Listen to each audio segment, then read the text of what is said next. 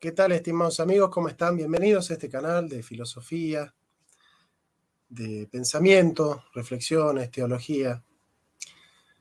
Siempre que surge un tema polémico, hay posturas a favor y posturas en contra. Yo diría que hay temas debatibles, hay temas discutibles, como, qué sé yo, la salvación es por sola fe o por fe y obras, o si la predestinación es antes o después de la ciencia divina, o bueno, qué sé yo. Hay temas que están abiertos y que son debatibles. Hace tiempo en el canal de Telegram, en nuestro canal de Telegram, se suscitó un entredicho entre dos personas, una de las cuales se encuentra hoy presente, con respecto a si Jesús fue o no fue judío. Bueno, la persona que estuvo en contra de aquel que nos acompaña hoy sostiene que Jesús no fue judío y lo dice taciturnamente con un convencimiento pavoroso de que cualquiera que se precie de cristiano no puede decir que Jesús fue judío so pena de excomunión. Confieso mi sorpresa. Yo nunca pensé que un nacionalista de esa calaña, él se presenta como facho, católico, facho, nacionalista, se puede atrever a tanto, ¿no? A negar el hebraísmo de Jesús, el judaísmo de Jesús, ¿no? Uno por ahí piensa esas cosas, las lee y dice, ¿hasta dónde puede llegar el antisemitismo? Recordaba, no voy a decir el nombre, pero uno de los presidentes del Círculo de Nacionalistas Católicos en alguna provincia, que no puedo dar el nombre porque si no ya estoy diciendo la persona, me dijo una vez, el judeocristianismo es una herejía. El cristianismo no tiene nada de judío. El cristianismo viene de los griegos. Nosotros somos heleno-cristianos, me dice. Me quedé pensando, dije, bueno, quizás uno desde su ignorancia podría sospechar que Jesús es hijo de Zeus o de Cronos o de alguno de esos dioses griegos. Pero como uno desconoce de esos temas, porque uno no se ha metido en esos temas, siempre es mejor traer a alguien que sí los conoce. Y yo creo que las personas que les traigo ahora para hablar de este tema, conoce de este tema. Él nos dirá si conoce lo suficiente o no, ustedes se darán cuenta igual, pero si hay algo que es seguro que más que yo del tema sabe, y eso es importante, ¿no? Entonces, voy a presentarlo, además es un conocido amistoso, su nombre es Fernando Romero, y acá está con ustedes, así que Fernando, muchas gracias por aceptar la No, invitación. gracias a vos por invitarme, Jonathan. Una alegría estar de nuevo acá en tu casa. Ciertamente estuviste, ¿no? Ya con nosotros. Sí, con aquel debate sobre nacionalismo y peronismo que hicimos. Exactamente. Fue un buen debate. Y de hecho estoy leyendo tu libro sobre la nueva derecha. Sí. Libro que antecede al libro de Laje, ¿no? Curiosamente, ¿no? Parecería que Laje es el que comienza con todo esto, pero tu libro es bastante anterior sobre la temática. Sí, más o menos. Qué sé yo, esas cuestiones de fecha de edición, ¿viste? Son medio relativas a veces. Sí, sin lugar a dudas. Y más cuando a ambos nos tocó en el medio de la pandemia y Claro. ese asunto. Bien, Fer, vamos a hacer un abordaje histórico sobre la temática, pero ponernos ante el estado de la cuestión. ¿De dónde surge esta mirada nazi dentro de cierto grupo de nacionalistas católicos? ¿Cómo se va gestando este nazismo, este antisemitismo que llega al extremo de negar que el cristianismo tenga algo que ver con el judaísmo y que el mismo Jesús haya sido judío? ¿Cómo se va gestando este antisemitismo dentro de la Iglesia Católica? A ver, vamos a distinguir. Yo creo que es a propósito de esta persona que hizo esas afirmaciones. Si él quiere decirse nacionalista en sentido amplio, tiene todo el derecho de hacerlo y que defender esas posturas con sus argumentos. Pero esas posturas no son las del nacionalismo católico. El nacionalismo católico adhiere a una serie de verdades, difunde una serie de valores y de instituciones y tiene una serie de referentes intelectuales conocidos. Entonces, nunca nadie que haya militado seriamente en el nacionalismo católico sostuvo, ni podría sostener, que Jesucristo no era judío en el sentido étnico de la palabra, ¿no?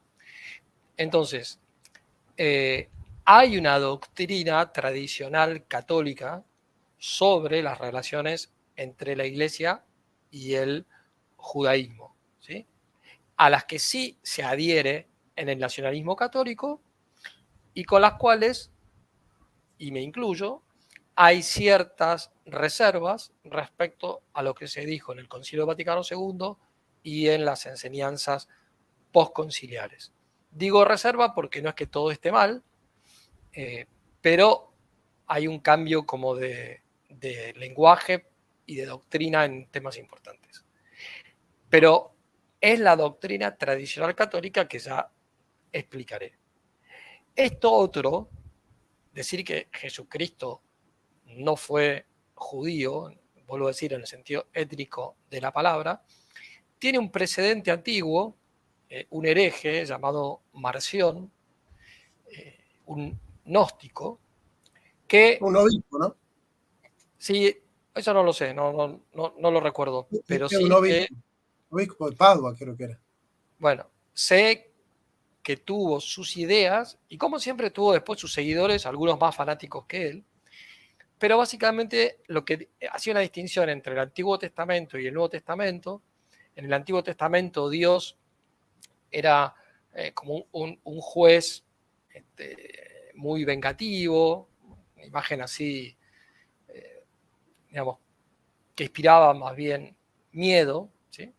Y en cambio, el Dios del Nuevo Testamento es un Dios que es amor, que es misericordia, que es Padre, etcétera, etcétera, pero los oponía tan radicalmente que le negaba validez al Antiguo Testamento.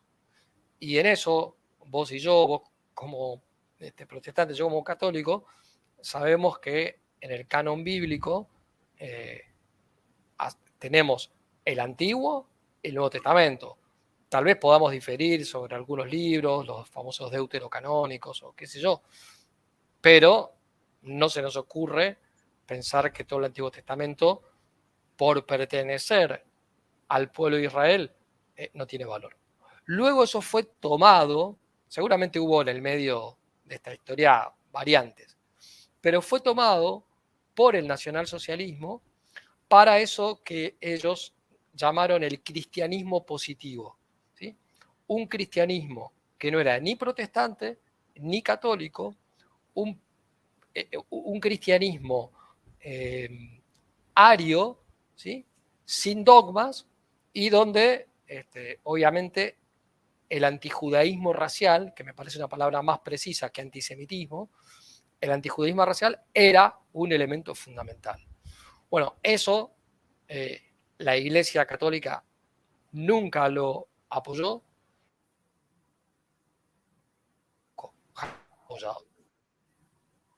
Me molesta que me extienda un poco, te voy a mostrar Sí. algunos ejemplos, ¿no? ¿Cómo no?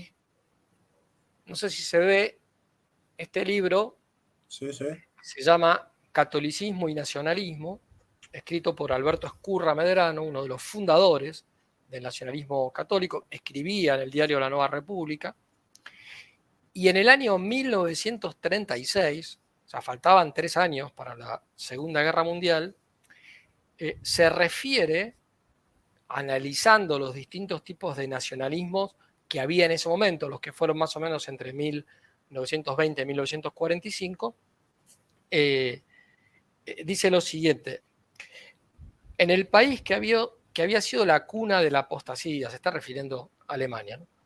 Era fácil la confusión de esta con el cristianismo y al reaccionar contra la apostasía se reacciona también contra este. Contribuye a ello, por una parte, la divinización de la raza germánica y por otra, un antisemitismo exacerbado que hizo ver en la doctrina de Cristo una invención judía. De ese vago cristianismo oficial y antidogmático al neopaganismo no había más que un paso. Y, segundo error, el Estado nazi lo dio, aunque guardando siempre apariencias cristianas. Bueno, y después sigue con muchísimos ejemplos de persecuciones, etcétera, etcétera, digamos, ¿no? Además trae al final, en un apéndice, una comunicación de la Sagrada Congregación de Estudios y Seminarios sobre Racismo, Panteísmo Vitalista y Totalitarismo de Estado, que es del año, esto lo debo haber agregado en la segunda edición, que es del año 1938, donde se condenan varias proposiciones, ¿sí? O sea, la Santa Sede condena varias proposiciones. No las voy a leer todas, voy a leer las que tienen más que ver con este tema. Primero, que las razas humanas, por sus caracteres naturales e inmutables, son de tal modo diferentes entre sí que la más humilde de ellas está más lejos de la más encumbrada que de la especie animal más alta. Entonces, obviamente, aquí no se reconoce que hay una igualdad esencial entre todos los hombres y se exageran las desigualdades accidentales en un grado gravísimo, ¿no? Bueno, condenado. Segundo, que es necesario conservar y cultivar el vigor de la raza y la pureza de la sangre por todos los medios. Todo lo conducente a ese resultado es por eso solo honesto y permitido. Es decir, con tal de mantener la pureza racial, el fin justifica los medios. Por caso, la eugenesia. Tercero, que de la sangre, sede de los caracteres de la raza derivan como de su fuente principal todas las cualidades intelectuales y morales del hombre, ¿no? Todos sabemos que hay en cada uno de nosotros influencias, en nuestro modo de ser, en nuestro modo de pensar, en nuestro modo de sentir, etcétera, influencias que son genéticas y otras que son ambientales, ¿sí? Exagerar cualquiera de las dos es un disparate. Bueno, sería como innatas y adquiridas. Exactamente, ahí estaban exageradas las innatas, ¿sí? Después dice, cuarto, que el fin esencial de la educación consiste en el desarrollo de los caracteres de la raza y en el enardecimiento de los espíritus por un inflado amor de su propia raza como del bien supremo. No está diciendo que la raza, que la especie humana no existan razas o etnias o como se le quiera llamar, pero sí lo que está criticando es la divinización de la raza o ponerla como el valor superior, ¿no? Bueno, y sigue con otras parecidas que no quiero aburrir. Y termina con esto, este comunicado de la Santa Sede, que lo recoge Escurra Medrado en Catolicismo y Nacionalismo. A estas tan detestables aseveraciones será fácil agregar otras. El Santísimo Padre, prefecto de nuestra Sagrada Congregación, tiene la seguridad de que no descuidarán nada para llevar a efecto las prescripciones contenidas en esta carta. O sea, a los obispos, etcétera, a quienes se les estaba dirigido esto, ¿no?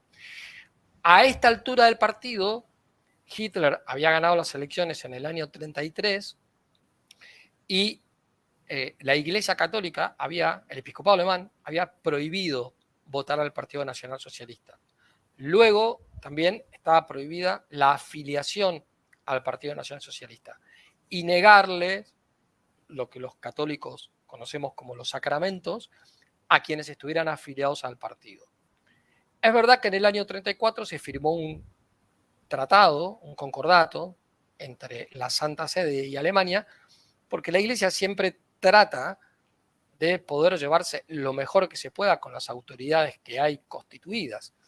Por ejemplo, el Tratado de Letrán, que solucionó la cuestión del Estado Vaticano, dio algunos resultados positivos. Como Mussolini. Como Mussolini, sí. Y las relaciones con Mussolini fueron ambivalentes, por momentos buenas, por momentos malas, pero era una personalidad distinta. Obviamente esto es un tema muy opinable, pero Mussolini terminó confesado y vuelto a la fe católica, digamos, ¿no? Lo mataron cuando ya estaba ya había cambiado de modo de pensar y ya hacía tiempo que venía cambiando. Nada que ver con el nacionalsocialismo. Entonces, Hitler enseguida empezó a no cumplir ese tratado. Y en ese momento, el nuncio apostólico en Alemania era Eugenio Pacelli, que iba a ser elegido luego en 1939 como Papa Pío XII. Así que Pío XII conocía muy bien la naturaleza del nacionalsocialismo. Bueno, entre otras cosas que se enseñaban en aquella época, estaba esta, que Jesús no era judío, sino que era ario, y que lo que había que fomentar era un cristianismo ario, al menos temporalmente, porque en definitiva la aspiración última era resucitar el paganismo de los primitivos germanos, ¿no? O los celtas también, ¿no? Sí, y los escandinavos, qué sé yo. Todo eso que, si nos quedamos a nivel de lo que son mitos y aquello de verdadero que tienen los mitos, que vos sabés más que yo, no hay ningún problema.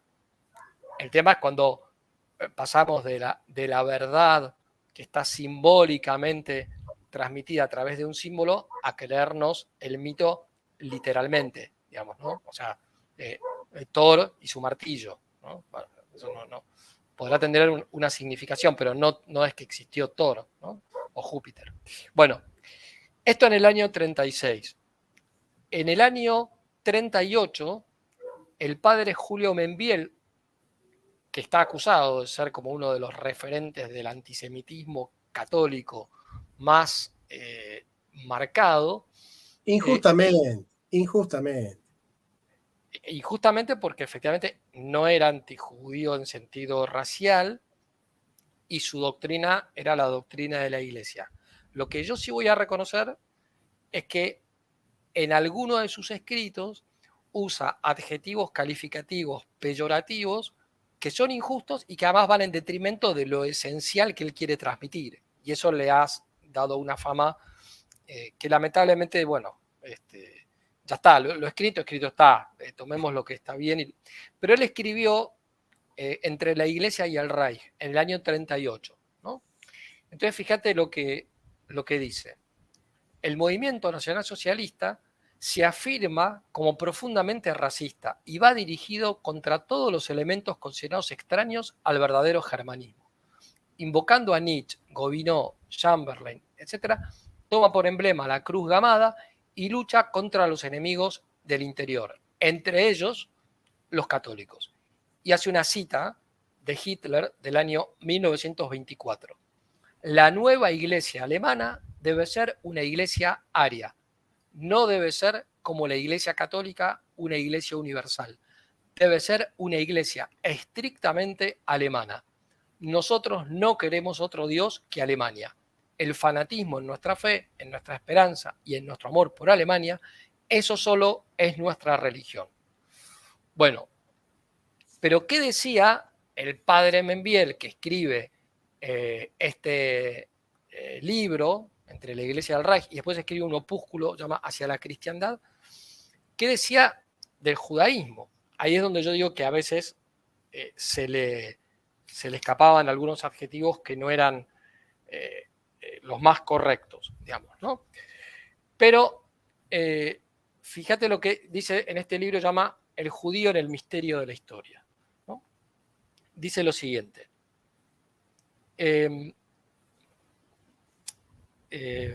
antisemitismo está condenado por la Iglesia en decreto del Santo Oficio del 25 de marzo de 1928, que dice: la Iglesia Católica ha acostumbrado siempre a rezar por el pueblo judío, que fue el depositario de las promesas divinas hasta Jesucristo, a pesar de la ceguera de este pueblo. Más aún, lo ha hecho a causa de esta ceguera. Regla de esta misma caridad, la silla apostólica ha protegido a este pueblo contra injustas vejaciones, y así como reprueba todos los odios y animosidades entre los pueblos, así condena el odio contra el pueblo escogido por Dios en otro tiempo, este odio que hoy se designa de ordinario con el vocablo de antisemitismo. Esto no es Juan Pablo II, no es Benedicto XVI, no es el Papa Francisco. Esto es Pío XI, 1928, ¿no? Y ahora digamos, el padre Membiel, cuando prácticamente arranca con el libro, dice lo siguiente: el pueblo judío es el linaje teológico escogido, consagrado, santificado para significar y traernos en su carne a ese otro que había de venir, al esperado de las naciones. He aquí lo tremendo de ese pueblo. Su carne está santificada y estigmatizada para traernos a aquel que es la verdad y la vida, que es la salud de los hombres. Pero ¿por qué esta carne es santa? ¿Porque es del linaje de Abraham o porque ha de traernos a Cristo? En otros términos, ¿es Cristo quien santifica al linaje judío o es el linaje judío el que santifica a Cristo?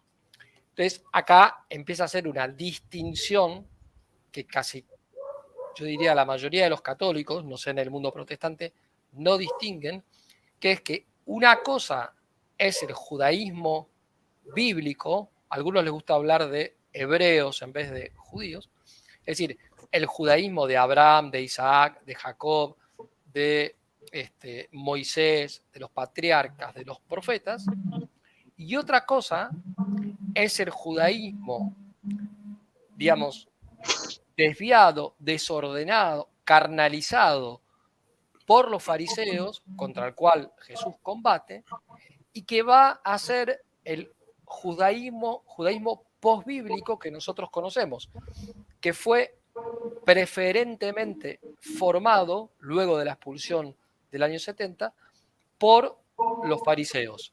De allí Claro, que sea un judaísmo más fundado en el Talmud que en la Torá. bien. Hay judíos minoritarios que no son talmúdicos, pero la gran mayoría son talmúdicos. Entonces, Jesucristo étnicamente era judío. La genealogía de Jesucristo, que está en el Evangelio de San Mateo, que como vos muy bien sabés, está dirigido justamente a los judíos, va a cada rato diciendo como se decía en la profecía tal, como se decía en la profecía. Bueno, muy bien. Está la genealogía de Jesús, la genealogía legal, ¿sí? Es decir, que lo vincula a Abraham, ¿sí? Llega hasta Abraham. En el medio está el rey David. Es decir, y es la legal porque obviamente termina con José, pero no dice que José sea el padre carnal, dice esposo de María de la cual nació Jesucristo. Y luego está la otra, que está muy discutido, ¿viste? El tema de la genealogía, que aparente, según Lucas, algunos, la de el de Lucas. María, genealogía de María. Sí, Fer, pero querido, déjame que lo presente a Néstor, así continuamos, dale, ¿sí? Porque si no, lo tenemos a Néstor dale, ahí. dale, sí. Néstor, querido, ¿cómo estás? Gracias por sumarte. Sí, estoy aquí. Para mí es un honor estar con ustedes compartiendo sobre un tema tan importante e interesante como este. Mirá, hace Bueno, poco yo me desayuno, que es un tema importante, porque claramente nunca pensé que alguien iba a cuestionar que Jesús era judío. Nunca. Mirá vos, la ingenuidad mía, esto tiene larga data, y acá Fer nos está desarrollando un poco eso. Fer, ya te voy a preguntar por Carlos Di Sandro y cómo en el siglo XX se va perfilando todo cierto antisemitismo en ciertos grupos de cierto semitismo de nacionalistas católicos, de algunos nacionalistas católicos. Pero aprovechando que lo tenemos a Néstor acá, me imagino, Néstor, Sartre dijo en la cuestión judía, si el judío no existiera, el antisemita lo inventaría. En este caso, vos, ¿qué nos podés decir con respecto al antisemitismo en la iglesia? ¿Qué data tiene el antisemitismo? ¿Hubo padres de la iglesia que fueron antisemitas, querido Néstor? El antisemitismo como postura o como posición es posterior a la era patrística, porque los padres de la iglesia por lo menos tenían una noción de la conexión que tenía el cristianismo con sus raíces hebraicas. Puede ser que hayan existido en algún momento algunos que otros que tuviesen una idea medio disvariada, pero prácticamente no era la postura que se tenía en consideración, y tenemos que tenerlo claro, puesto que la herejía marcionita tenía tintes antisemitistas y obviamente el marcionismo fue enfrentado directamente por los padres apologistas. Así que sostener una línea desde la patrística antisemitista o antisemítica sería un absurdo en ese respecto. El hecho de que se tuviese un canon del Antiguo Testamento con respeto práctico de las escrituras hebreas es una evidencia directa de que ellos tenían un reconocimiento específico y especial hacia la nación de Israel. Lo que pasa es que ellos veían al cristianismo como, también nosotros lo vemos, como la culminación de las promesas dadas a Abraham, a Isaac y a Jacob, y que la iglesia es el verdadero Israel. Pero para poder hablar del verdadero Israel, se tenía que tener una concepción clara del viejo Israel o del Israel que servía de sombra a la iglesia. Ahora, puede ser que la noción verdadero Israel a muchos lo confunda pensando que el Israel de la carne es un Israel falso. No, por supuesto que no. Lo que pasa es que es una sombra. El verdadero Israel se convierte en el cumplimiento final hacia el cual apuntaban las promesas del Israel del Antiguo Testamento.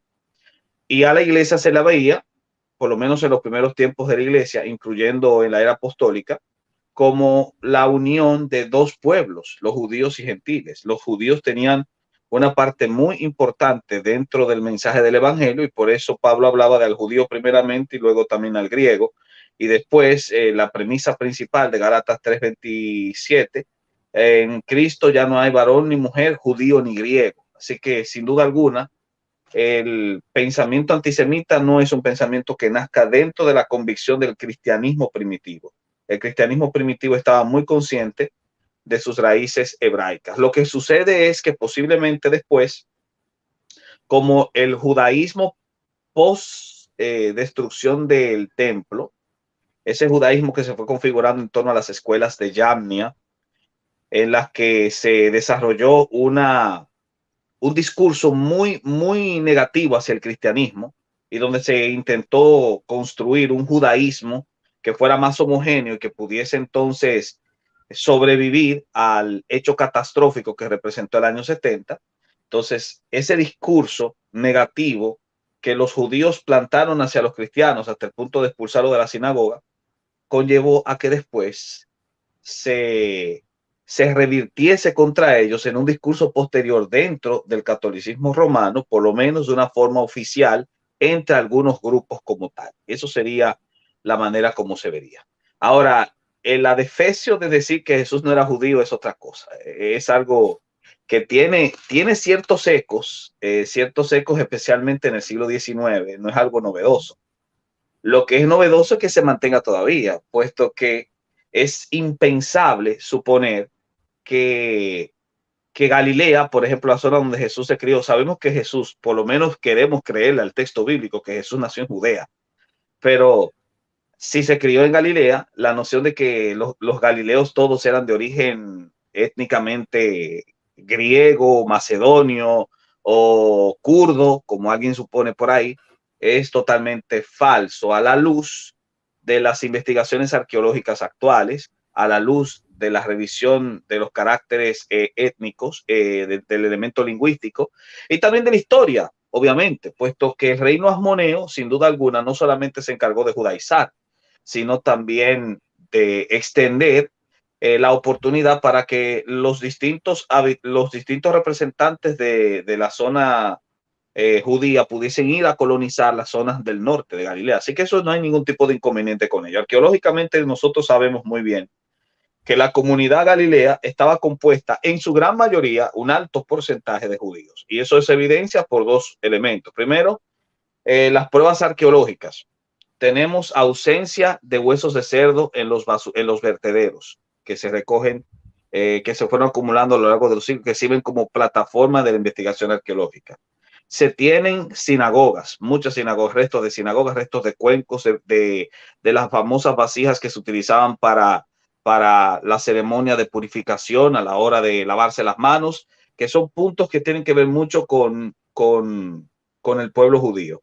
Y claro, que se tienen también inscripciones en griego, que las sinagogas posiblemente eran bilingües, que los judíos de Galilea tenían un nombre hebreo y un nombre griego, pero eso no significa que fuesen étnicamente griegos. Es más bien que se fueron culturalizando ante una sociedad que se había helenizado en su momento, pero no niega su carácter étnico. Y respecto a Jesús, el libro de las genealogías, sé que han establecido ciertas tesis para negar las genealogías de Cristo, pero las genealogías de Jesús hasta ahora no tienen ningún tipo de cuestionamiento a la luz de la crítica textual, y por lo tanto nosotros netamente podemos creer que las genealogías son directamente una evidencia de que Jesús era judío, para que así los títulos mesiánicos le pudiesen calzar. Muy bien, Néstor, muchas gracias, porque es necesario entender todo el panorama en el cual se va gestando un poco, ¿no?, el pensamiento acerca de los judíos en el seno de la iglesia primitiva. Ya te voy a preguntar, Néstor, acerca del posible antisemitismo en Lutero, pero vamos con Fer. Fer, te preguntaba de Carlos Di Sandro, que es un autor que yo he leído ahí un poco. Él dice: nosotros somos heleno-cristianos y no judeo-cristianos. ¿Cómo nos podés introducir en esas ideas de este historiador que para algunos nacionalistas católicos es importante? Sí, pese a que militaba en el peronismo, ¿no? Y se escribía con Perón. Es más, Perón empieza a usar la palabra sinarquía por influencia de Di Sandro. A ver, cuando Jesús dice: yo no he venido a abolir la ley ni los profetas, iota unum, ni una jota dejará de ser cumplida, pero va explicando en el Sermón de la Montaña los mandamientos. Lo que está claro es que lleva a su cumplimiento y a su perfección lo esencial de la ley, que eran los 10 mandamientos. Una ley que, como muy bien enseña San Pablo, no justifica por sí misma, ¿no? Pero que sirve como recordatorio de qué es lo que tenemos que hacer.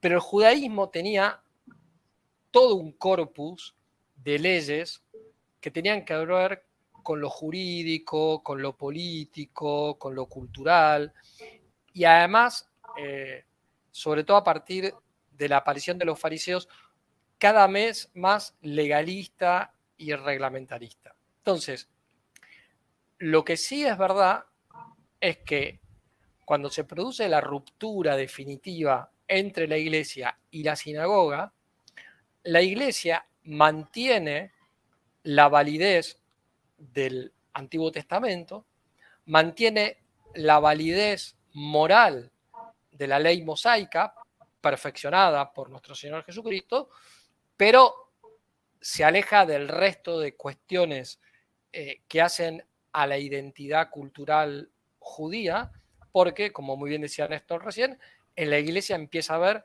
judíos, pero digamos, étnicamente judíos, pero también gentiles. De hecho, el Concilio de Jerusalén es acerca de qué es lo que se les puede exigir y no a los gentiles. San Pablo fue el gran apóstol justamente de los gentiles y el gran opositor a que, por ejemplo, se los obligara a circuncidarse o a otro tipo de prácticas, digamos, ¿no? Con el tiempo, lo que fue sucediendo es que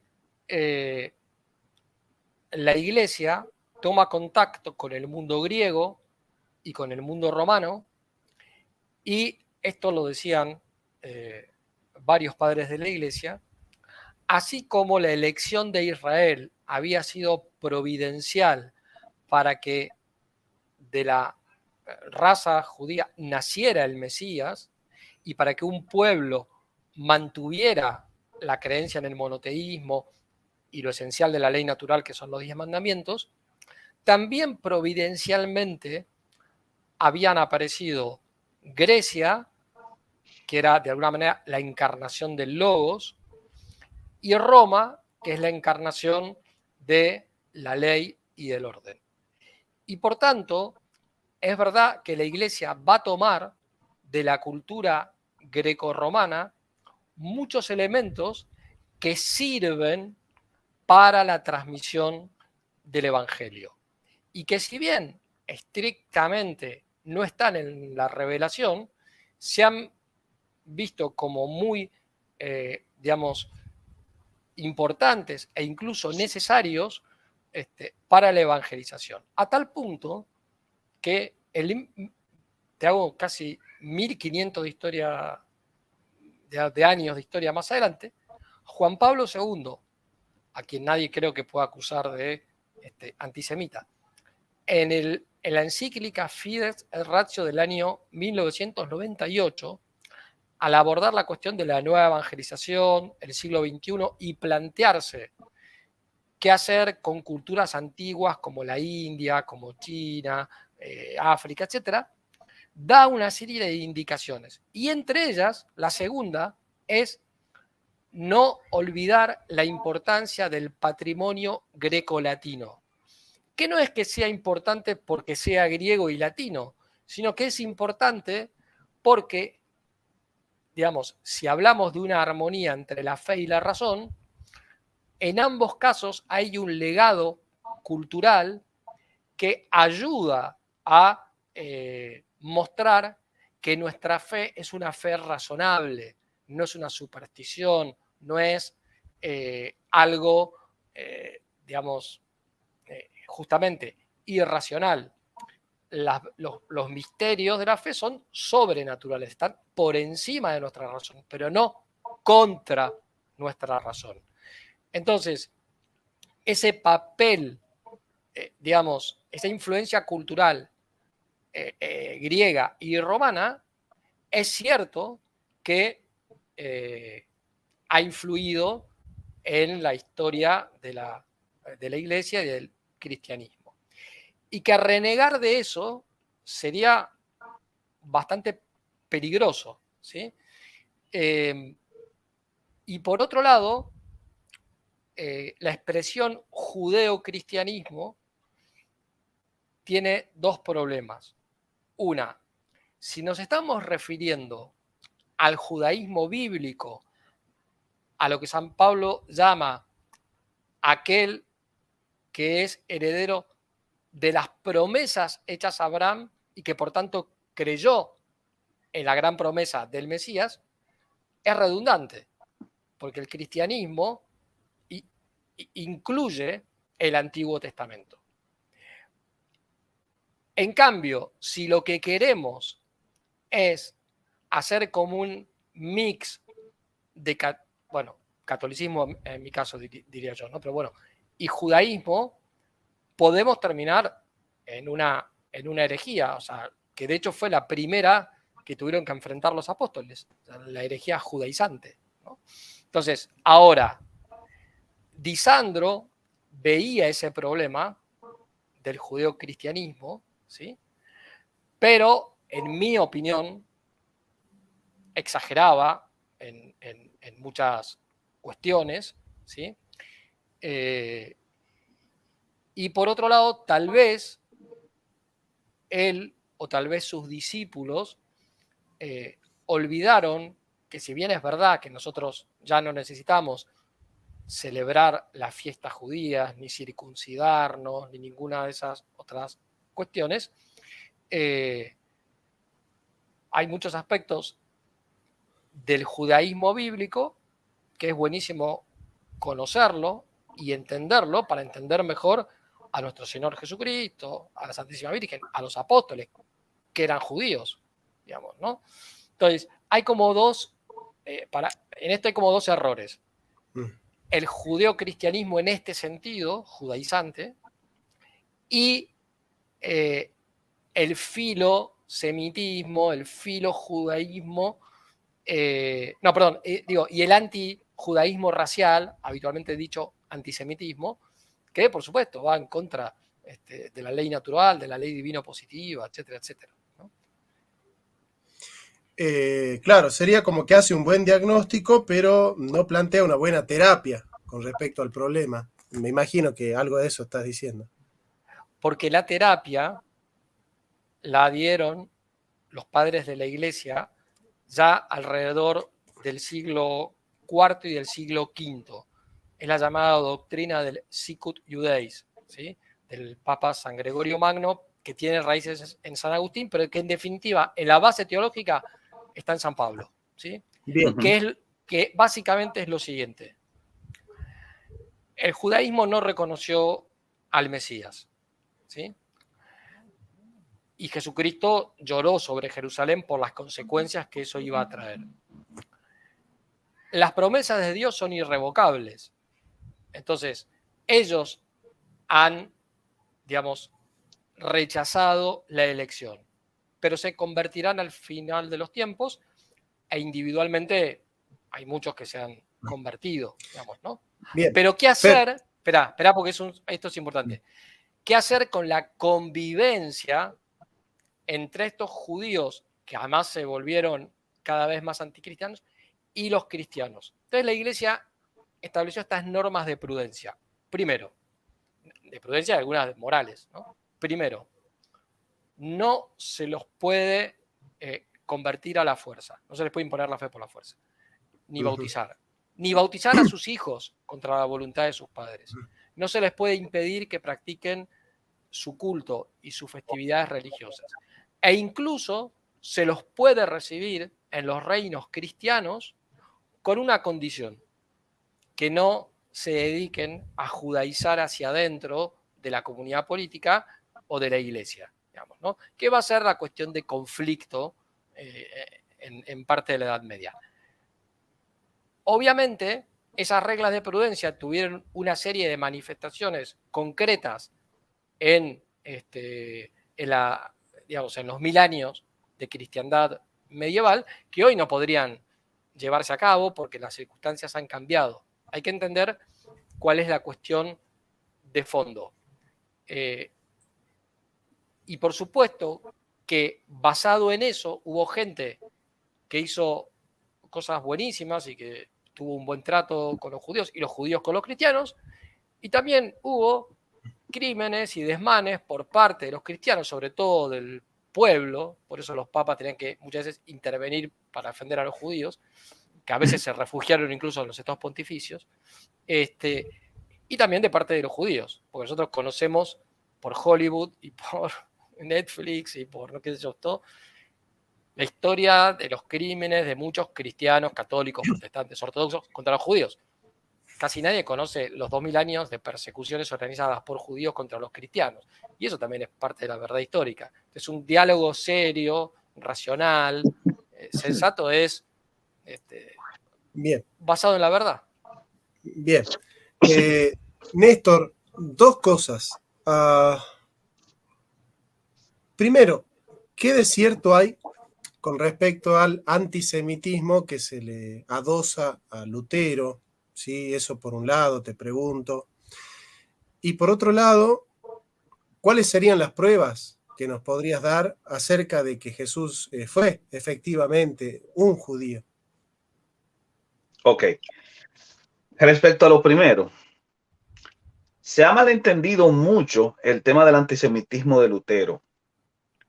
De hecho, el término antisemita sería muy enorme para aplicarlo a la figura de Martín Lutero, puesto que todo el discurso antisemita de Lutero descansa en un solo libro.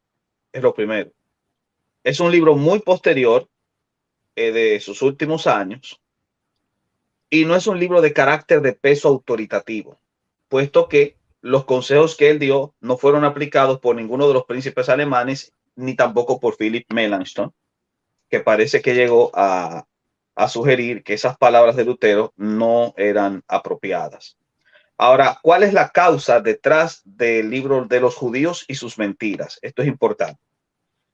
El Lutero anterior a los judíos y sus mentiras es un Lutero que entiende que los judíos, al haber sido perseguidos durante mucho tiempo por, como lo estaba mencionando Fernando, los grupos católicos, especialmente en la península ibérica, que entre 1393 a 1492 realizaron ciertos progromos, en ocasiones mientras el Estado monárquico miraba hacia otro lado, y después de un supuesto sacrificio ritual, terminaron impulsando las medidas políticas que los llevaron a la expulsión de los judíos de la península ibérica en 1492. Entonces, los judíos habían se habían convertido en comunidades herméticas que miraban con mucho recelo a los cristianos y eran muy cerrados justamente a lo que tenía que ver con el evangelismo. Cuando un cristiano quería acercarse a las comunidades judías, se encontraba con cierto rechazo y cierta reticencia hacia el mensaje del evangelio. Entonces, Lutero lo que trató de decir era que justamente la causa de por qué los judíos estaban tan negados a abrirse al evangelio era por el trato que habían recibido por el catolicismo medieval. Así que Lutero al principio proponía la idea de que era necesario de que hubiesen acercamientos con las comunidades judías para presentarles el evangelio de la gracia de Dios. Pero en ese tiempo se tradujo el Talmud al alemán. Y cuando se tradujo el Talmud, se encontraron con el Toledot Yeshu.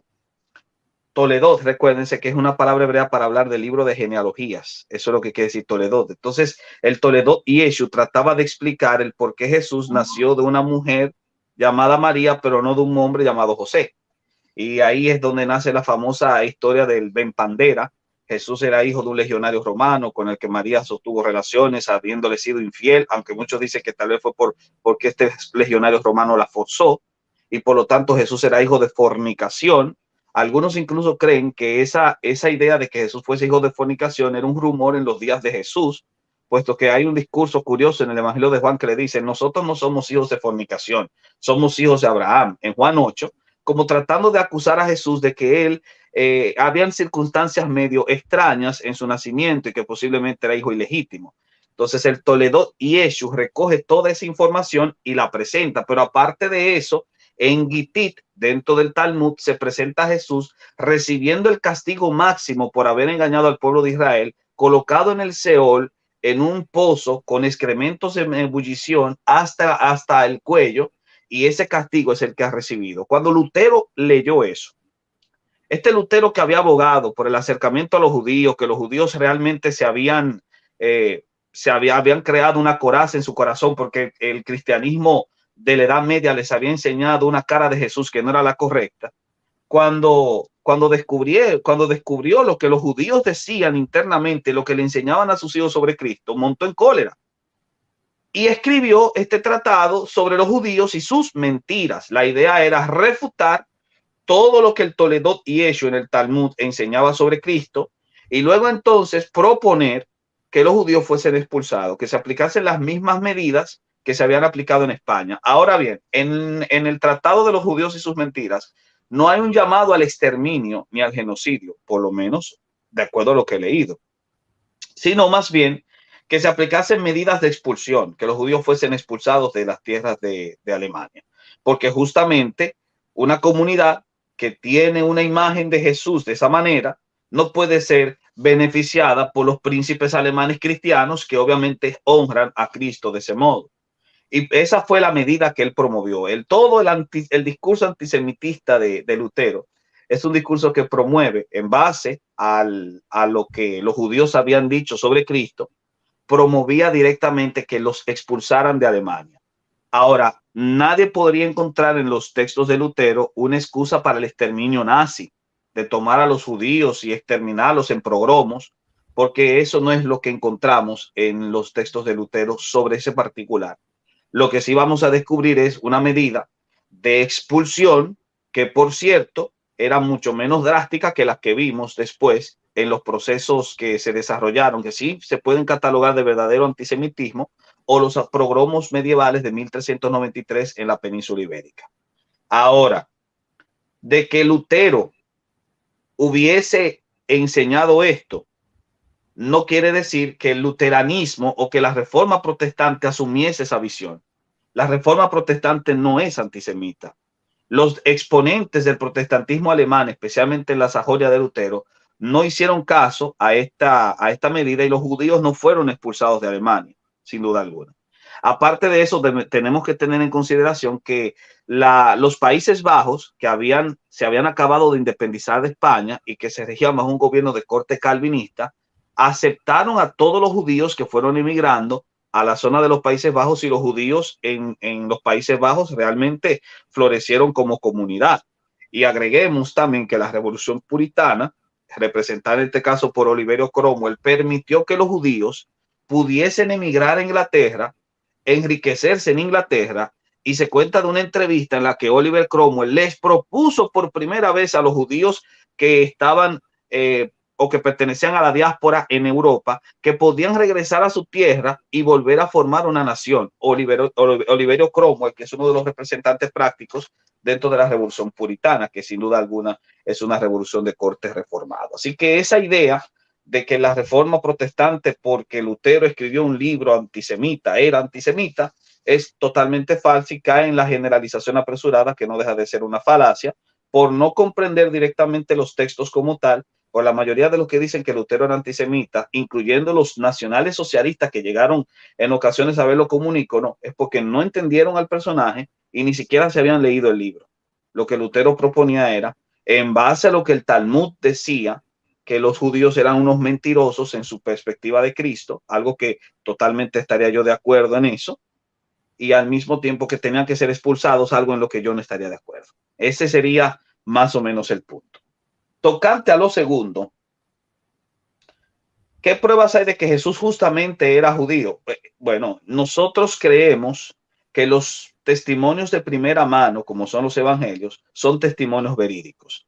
Esto obviamente nos entraría en otro tema de cómo saber que los evangelios son testimonios verídicos, pero eso es otro punto. Sin embargo, como son testimonios verídicos, porque son fuentes primarias, una de ellas posiblemente incluso de apenas unos años después de la resurrección de Cristo, como es el caso del Evangelio de Mateo, que yo entiendo, apelando al papiro 64, que está fechado, es un fragmento de Mateo, está fechado entre el 37 al 40 después de Cristo, más tardar la fecha es el 50, no pasaría de 2 décadas el primer registro biográfico de Jesús, en cierto modo. Entonces, en base a las fuentes primarias son muy claras al decir que Jesús era judío. No solamente proveen 2 Toledot o 2 libros de genealogías que identifican a Jesús como un verdadero descendiente de Abraham, cosa que era posible hacer antes de la destrucción del 70, sino que también nosotros sabemos que las comunidades que vivían en Galilea eran comunidades étnicamente judías, en todo sentido, no solamente en su idioma. Ahora, hay quien asume que la forma gutural que manejaban los galileos era una forma que demostraba que tenían, en términos del uso de la laringe, un origen étnico distinto. Por supuesto que no, puesto que sabemos que étnicamente hay culturas que tienen el mismo idioma, pero que varía el idioma de región en región. Yo mismo soy dominicano, los dominicanos tenemos el idioma castellano, pero en las 3 regiones de mi país hay una forma de expresión distinta. En la región norte predomina predomina el uso de la I. En la región este predomina el lambadismo, que es el uso de la L, y en la región sur predomina la R. Y cualquiera que escuche a un sureño de mi país y a uno del norte dirá que son distintos, pero son dominicanos ambos étnicamente. Lo que pasa es que siempre hay diferencias en el ámbito del desarrollo lingüístico. Eso no tiene nada que ver. La lingüística no niega la multiplicidad o diversidad lingüística, no niega directamente el origen étnico homogéneo de un pueblo. Eso es algo que se puede demostrar fácilmente. No obstante, donde nosotros podemos ver mayor configuración de que Jesús verdaderamente era judío, ha adoptado la visión religiosa judía. Tiene ha sido insertado en la comunidad de fe del judaísmo a través del Brit Milá o la circuncisión. Ha sido presentado después de haber sido circuncidado en el templo. Su madre ha ofrecido el sacrificio de las 2 tórtolas para la comunidad que era más pobre, para poder cumplir los requisitos de la ley. Nació en una aldea judía promovida por un censo que llevó a que su familia se trasladase de Nazaret a Belén, donde se encontraban las raíces originales de ambos, el padre y la madre. Y sin duda alguna, Galilea era una zona étnicamente identificada con el judaísmo, puesto que asumir la visión de Segunda de Reyes 17, que habla de que cuando vinieron los asirios destrozaron a esas comunidades, se llevaron a todas esas tribus y las repartieron por toda Mesopotamia y trajeron colonos asirios y los instalaron ahí, que después eventualmente fueron abrazando una visión propia del Dios de Israel, es falsa. no porque no haya ocurrido ese evento, sino porque no ha considerado los hechos posteriores. Toda esa comunidad que se formó de mestizos, de colonos mestizos, que después se fueron involucrando con naturales del lugar, terminó conformándose en un solo núcleo, que fue el núcleo samaritano. Y los samaritanos habitaban en el centro de lo que era la tierra de Israel, entre Galilea y Judea. Lo que ocurre en ese caso es que ese grupo se concentró en ese lugar, mientras que Galilea siguió siendo habitada perfectamente por grupos étnicos que estaban identificados directamente con la nación de Israel. Así que no hay ningún tipo de inconveniente en decir que Galilea en el siglo I estaba habitada por judíos. Nótese que en las guerras de los judíos, Galilea fue el frente en contra del Imperio Romano, representando la revuelta judía del 66-73.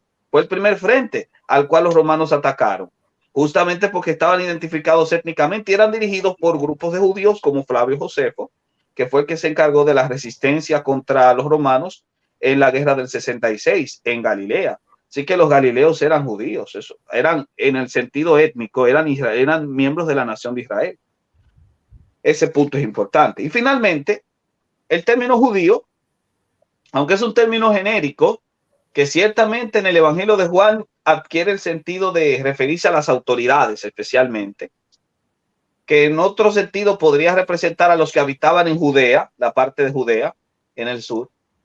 También es un término que tiene matices religiosos, es decir, judío era aquel que asumía la visión de la religión judía, es decir, los edomitas, cuando Juan Hircano los obligó a circuncidarse, se hicieron judíos, se judaizaron, no porque fuesen étnicamente judíos, sino porque religiosamente estaban vinculados como tal. Así que la vinculación religiosa hace al judío también. Y finalmente tenemos la conexión con la tribu de Judá.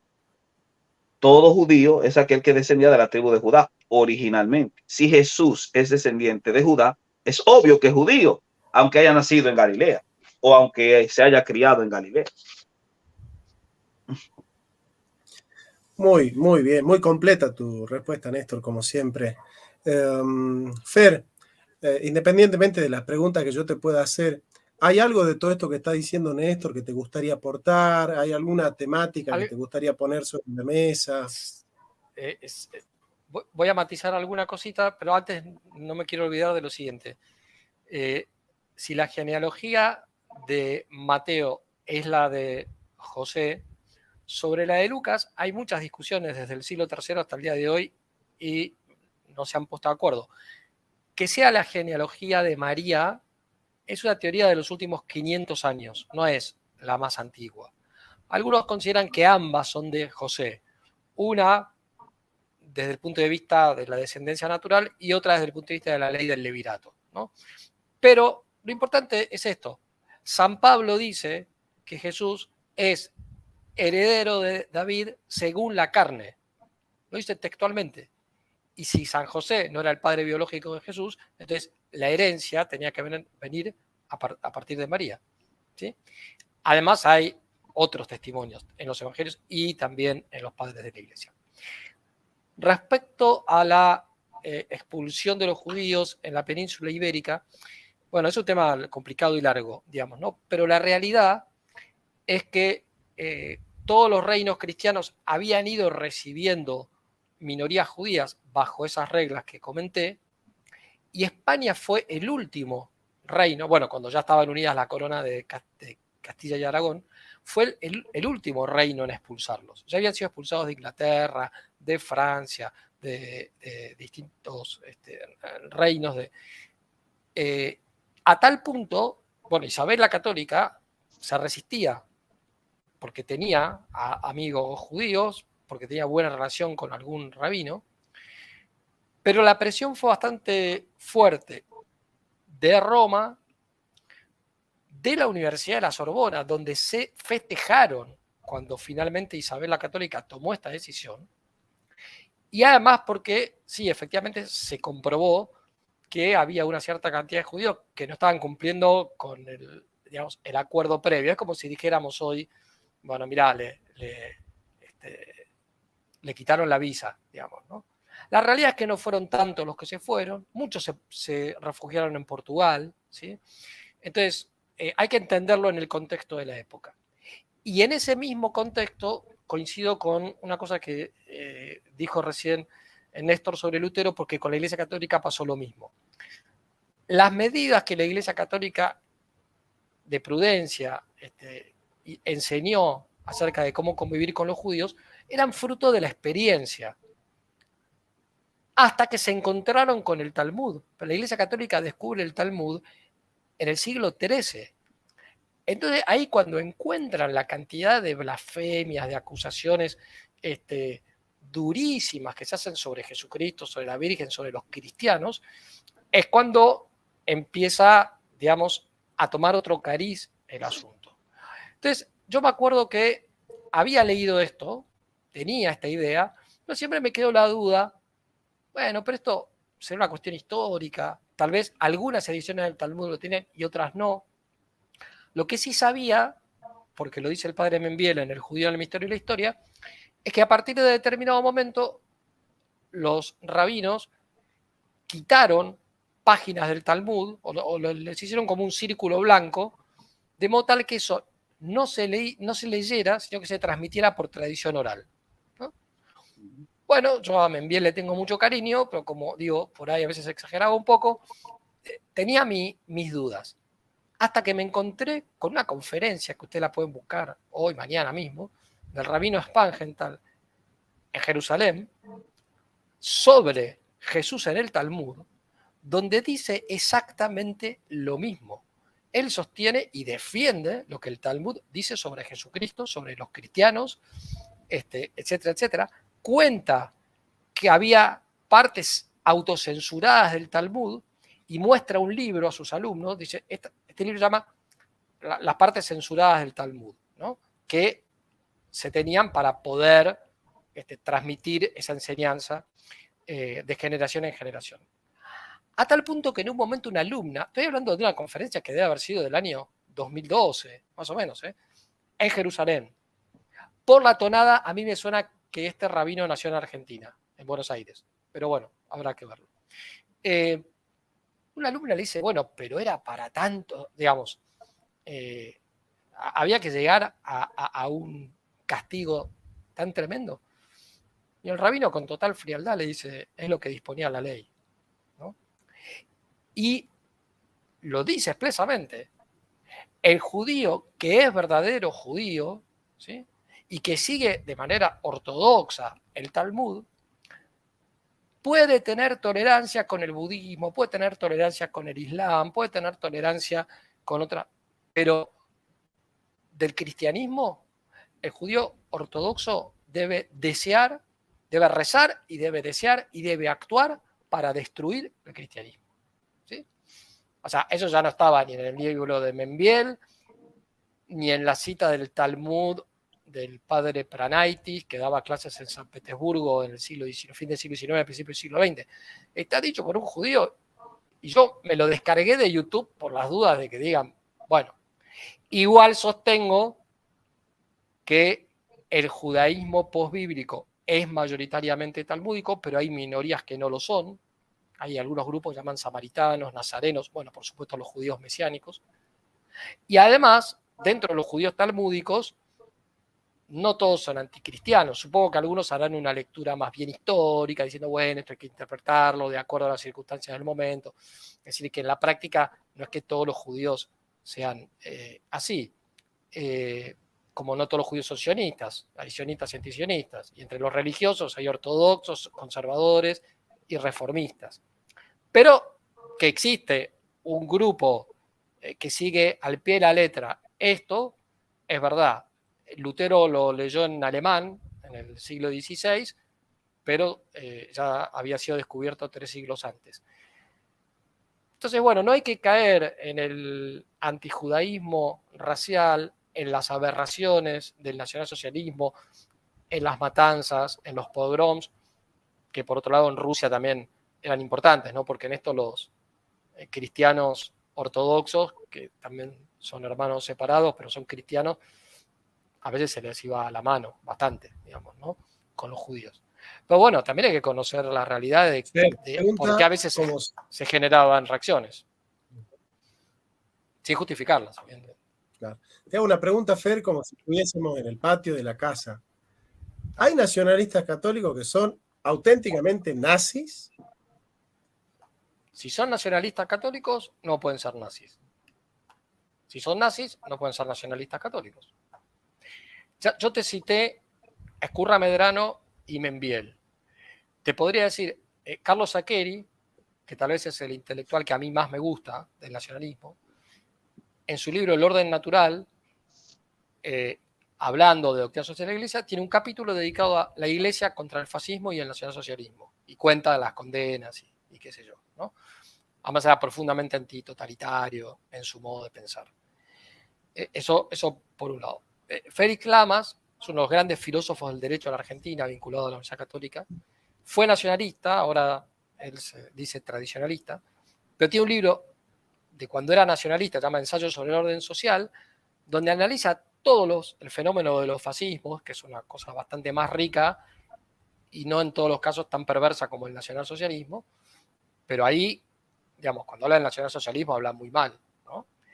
Entonces, hay que no conocer a los verdaderos referentes del nacionalismo católico para suponer que se puede ser nacionalista católico y antijudío racial o llegar a la barbaridad de negar que Jesucristo era judío étnico. Luego, exageraciones, amarillismo, cosas de esas te las puedes encontrar. Por ejemplo, hay gente que está dentro del nacionalismo católico y fuera, que está convencida que los protocolos de los sabios de Sion son las actas del Congreso sionista en Basilea a fin del siglo XIX. A mí, la verdad es que las conozco y no me convencen mucho. Me parece que, viste, cuando algo es demasiado explícito, no sé. Claro. Así que bueno, pero estricto sensu no se puede. Ahora, después en la práctica te vas a encontrar con gente que vos decís, y pues este es medio filonazi. Bueno, ahí sí, qué sé yo. Es como por tirarte la pelota. En el peronismo, decís, y no, pero no tiene que ver la doctrina peronista con el marxismo. Sí, en la teoría sí, pero después en la práctica tenés que convivir con, claro, con la izquierda nacional y no sé qué, y todo eso. Bueno, bien. Qué sé yo. Bien, Fer. Bueno, vamos terminando. Néstor, ¿qué relación existe entre la iglesia evangélica, la iglesia protestante y el nacionalsocialismo? ¿Cómo se ha pronunciado la iglesia evangélica? Respecto, nosotros tenemos un mártir que es Dietrich Bonhoeffer y algunos otros, ¿no? Pero contanos un Martin poco de... Niemöller, el preso favorito del Führer. Sí, no, sin duda alguna. El nacionalsocialismo alemán, por lo menos el nacionalsocialismo alemán, tuvo sus cuotas, por lo menos en sus primeros inicios, de apoyo por parte de las iglesias oficiales, como también en su momento por los concordatos que hizo con el Vaticano. Claro, después el Vaticano se manifestó en contra y también lo hicieron las iglesias. Especialmente, siempre hubo disidencia dentro de las comunidades reformadas porque no estaban de acuerdo con esta visión mesiánica que Hitler presentaba. De ahí, obviamente, que tú tuvieses a un pastor comprometido como Dietrich Bonhoeffer participando en la Abwehr como espía, como doble agente, para justamente ayudar a los aliados en lo posible con el fin de poder socorrer a los hermanos que estaban necesitados.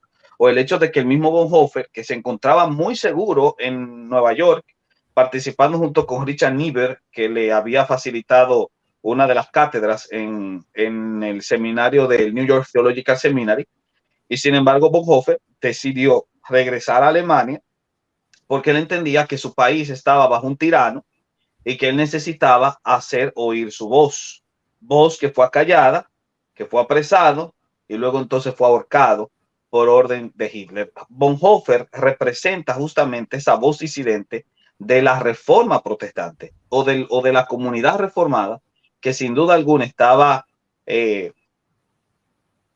enojada con la situación que estaba presentando y que no estaban de acuerdo con las medidas directas del nacionalsocialismo.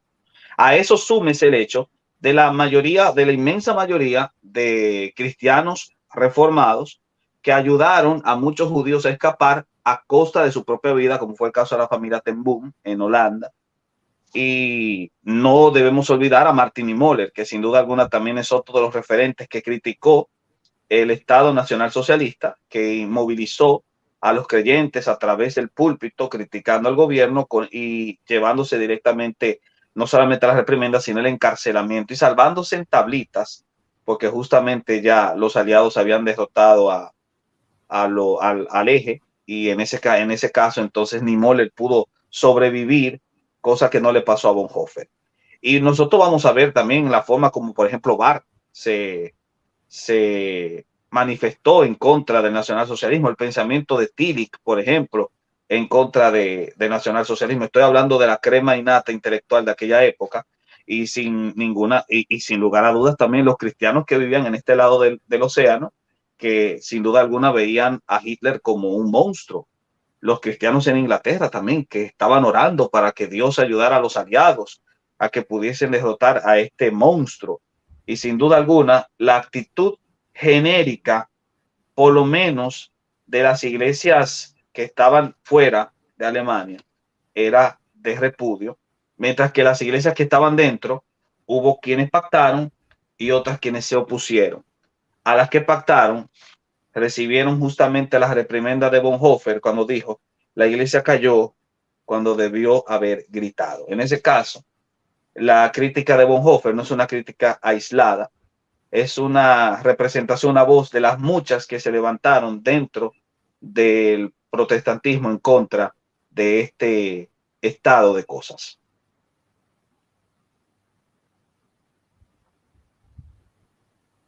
Maravilloso, Néstor. Muchas gracias, Fer. Muchas gracias, Néstor. Ya saben, amigos. No sé, Fer, vos tenés algún canal, algo, si alguien quiere conocer más de tu trabajo, ¿dónde te puede contactar? Digamos, tengo un portal que se llama Nueva Derecha Argentina, y dentro de ese portal hay un canal de YouTube que tiene mi nombre, Fernando Romero Moreno, pero al que se puede acceder, digamos, desde YouTube o desde el portal. Así que, sí. Y después en Twitter y en Facebook y en Instagram también tengo. ¿Con tu nombre? ¿Con mi nombre o con Nueva Derecha Argentina? Muy bien. Bueno, El Teólogo Responde, canal de YouTube, El Teólogo Responde. Mañana al mediodía aparece la respuesta de Néstor a la invitación del debate que realizara oportunamente Dante Urbina. Así que bueno, estamos ante la expectancia de ver qué es lo que va a responder Néstor. Y bueno, claro, yo que también acepte un hermoso debate. Sí, esperemos en Dios. Así que nada, para mí es un honor y un verdadero placer haber compartido con ustedes dos y con toda la audiencia. Para mí también. El teólogo no te conocía, así que también es una alegría para mí haber participado de este encuentro, y bueno, tal vez haya otros en el futuro, ¿no? Creo que sí. O me voy de viaje a República Dominicana. Ah, bueno, yo no estoy allá ahora mismo, pero sí, por supuesto, será más que bienvenido. Muy bien. Sí. Gracias.